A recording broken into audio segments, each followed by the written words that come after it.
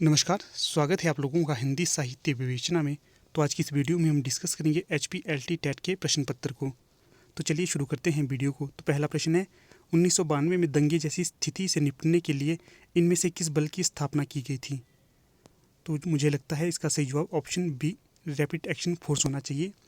बाकी आप लोग हमें इसका सही जवाब बता सकते हो।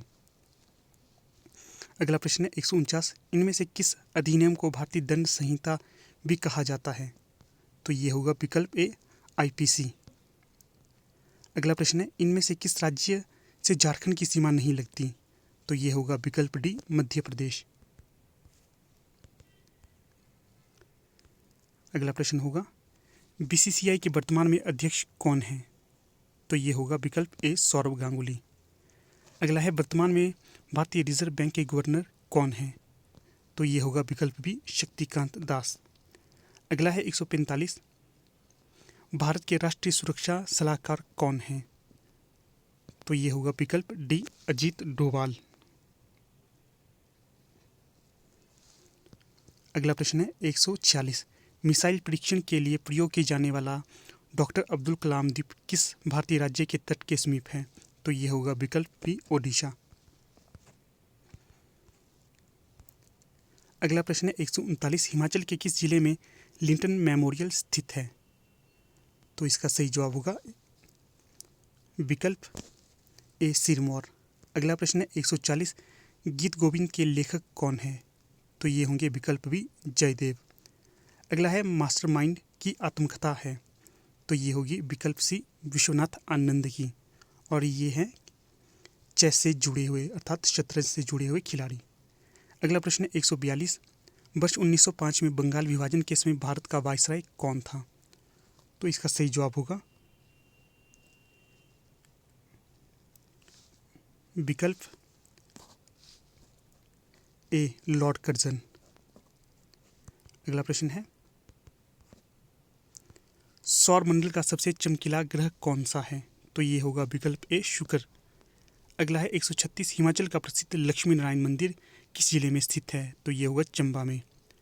अगला प्रश्न है 137, कौन सी पर्वत श्रृंखला किन्नौर और स्पीति को तिब्बत से अलग करती है? तो ये होगा विकल्प ए, जांस्कर श्रृंखला।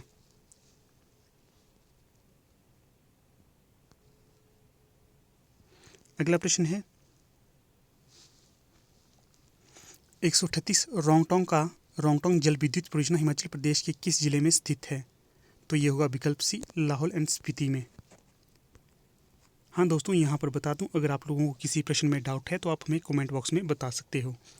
तो अगला प्रश्न देखते हैं। प्रश्न है 130, रेबीज के टीके की खोज किसने की थी? तो यह है विकल्प डी, लुई पाश्चर ने। अगला प्रश्न है 131, भारत का प्रथम मुख्य चुनाव आयुक्त कौन था? तो ये थे विकल्प ए, सुकुमार सेन।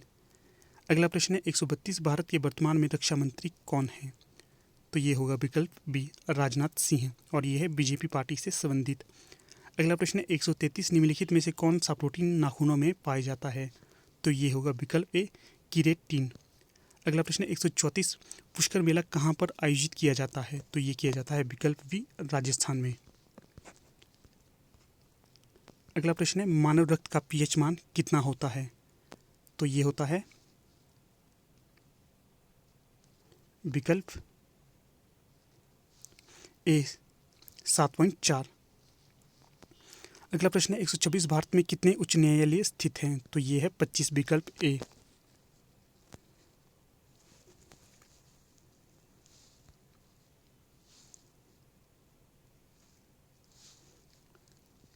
अगला प्रश्न है 127, सूरज के प्रकाश से हमें कौन सा विटामिन मिलता है? तो ये मिलता है विटामिन डी। अगला प्रश्न है 128, जोजिलाधरा भारत के किस राज्य में स्थित है? तो ये है लाहौल एंड स्पीति में। माफ़ करना दोस्तों, ये होगा जम्मू कश्मीर में, विकल्प डी। अगला प्रश्न है 129, हल्दी घाटी का युद्ध 1576 में किसके बीच हुआ था? तो ये होता विकल्प सी, अकबर और महाराणा प्रताप के बीच। अगला प्रश्न है, सेबी की स्थापना कब की गई थी? तो ये होगा विकल्प बी, 1992 में। अगला प्रश्न है 122, मुगल सराय रेलवे स्टेशन का नाम बदलकर क्या रखा गया है?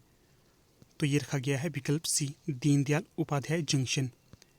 अगला प्रश्न है, भारत के राष्ट्रीय ध्वज की लंबाई और चौड़ाई का अनुपात कितना है? तो ये होगा विकल्प बी 3:2। अगला है मनुष्य का सामान्य तापमान कितना होता है? तो जहाँ तक दोस्तों मुझे इसका सही जवाब होता है ये होगा विकल्प डी, ये सभी। तो ठीक है दोस्तों, यहाँ पर हमारे पार्ट 1 समाप्त हो जाता है। हम जल्दी आपके समक्ष इसका पार्ट 2 भी लाएंगे। तब तक आप हमारे चैनल के साथ बने रहिए। धन्यवाद।